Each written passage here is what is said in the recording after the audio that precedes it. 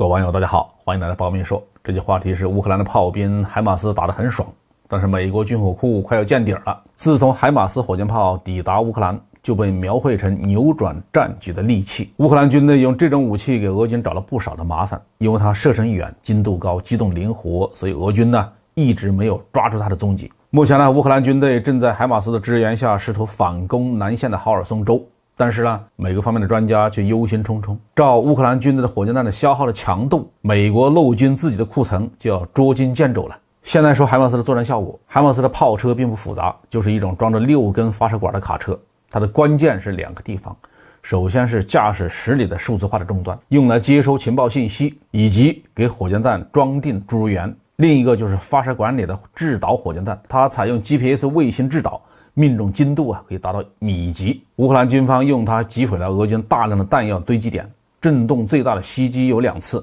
一次是海马斯袭击了俄军106空降旅指挥部，整个旅部几乎全军覆没。第2次就是袭击安东诺夫斯基桥，20米宽的桥面上布满了大小弹坑10多个，命中点呢非常的密集，远远超过传统的炮兵。在最近的一次电视节目中呢，乌克兰国防部长把海马斯比作使用手术刀工作的外科医生。乌克兰军方看到这样的战果当然是喜笑颜开了，要求美军呢再提供一部分海马斯。据报道呢，乌克兰国防部希望能够得到总共100辆海马斯，这个数字在乌克兰军队看来其实并不过分。苏联解体的时候，乌克兰继承了不计其数的武器装备，其中火箭炮就达到531辆。既然今天的乌克兰是美国的马前卒，那要100辆火箭炮算什么呢？但是美国海军和海军陆战队加起来也就480辆。这倒不是因为美军买不起，而是美军更多情况下是依赖空中支援，对炮兵需求呢不是很大，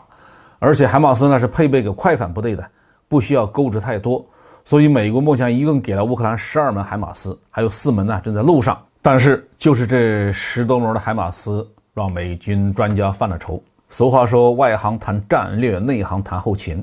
火炮再厉害，没有炮弹也是白搭。美国战略与国际研究中心呢有个高级顾问叫马克·坎西安，曾经在五角大楼采购管理和预算办公室工作，是个海军陆战队的上校。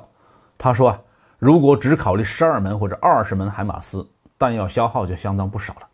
要是战争持续4个月，那么美国人自己的227毫米的火箭弹的储备就要出问题。海马斯发射一次消耗6枚火箭弹，如果16门海马斯每天发射2次，1个月就要消耗5800枚火箭弹。美国有这么多火箭弹提供给乌克兰吗？根据2003财年美国陆军总统预算论证手册，在2021财年之前，五角大楼已经购买了5万多发制导型的227毫米的火箭弹。听起来这个数量相当不少，足够让乌克兰军队把仗打到2023年去。但是美国专家担心的不仅仅是今天的乌克兰战场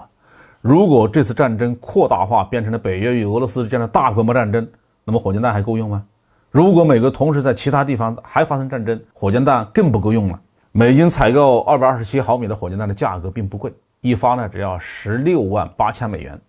比俄罗斯的300毫米的火箭弹呢贵那么一点点。但是美国军方最近几年的采购数量并不多，陆军在2023财年呢购买了4674发，海军陆战队才购买了834发。